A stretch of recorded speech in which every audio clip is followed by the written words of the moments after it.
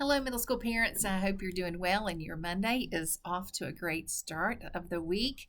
I want to share with you, I have been visiting the sixth grade seminar class for the past couple of weeks, and we've been talking about social media. And I am aware that a lot of sixth graders, you've made the decision not to allow them to use social media or to have a phone at this time. And I think that's wonderful.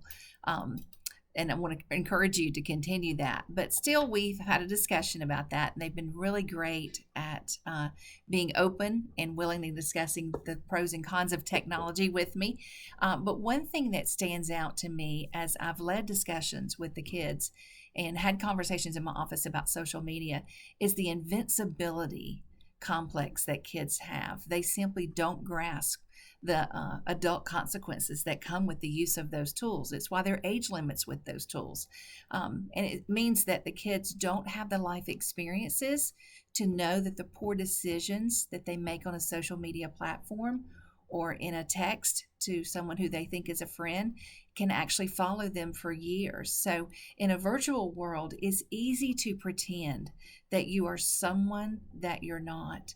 And so, reiterate to your teen that their public and their private lives should match and that they should be ethical in both of those contexts because there is a right and a wrong way and a standard for behavior. So it's overwhelming for parents and for me as a principal to keep up with all the apps that are out there.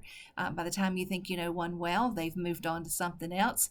But it's about raising teens who have a desire to honor and glorify the Lord with their online behavior. And that's the conversation that we all need to have. So, kids are wired, particularly middle schoolers, are wired to be impulsive and they need breaks. They need our help in slowing down. And many of the mistakes that they make are because they don't pause before they act, they don't pause before they post. So encourage your middle schooler to stop and to ask themselves several questions before they post.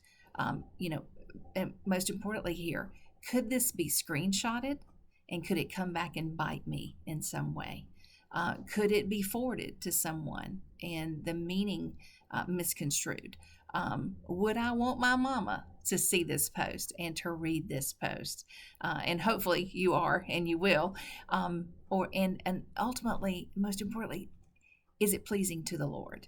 And so focus on the importance with your middle school student of learning to establish a positive digital footprint because we live in a world of snap judgments and ultimately we want to lead them to honor and glorify the Lord in their online behavior and in what they do, and it keeps them in check. And so I tell students all the time, these tools and these apps are free because this information is sold to to companies for employment checks, for college admissions checks and things like that. So that digital footprint, once it's out there, accounts can be deleted, but it's always there and owned by someone, even those images that students post of themselves. So most importantly, remember that middle schoolers cannot think like adults. They can have some great conversations with you, but they can't think like adults, and they need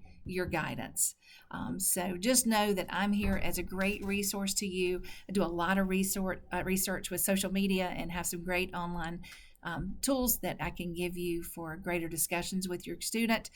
Let me know what you need. I'm here for you, and I pray for you daily, and I count it an honor and a privilege to meet you and your family in the middle each week. Have a great week.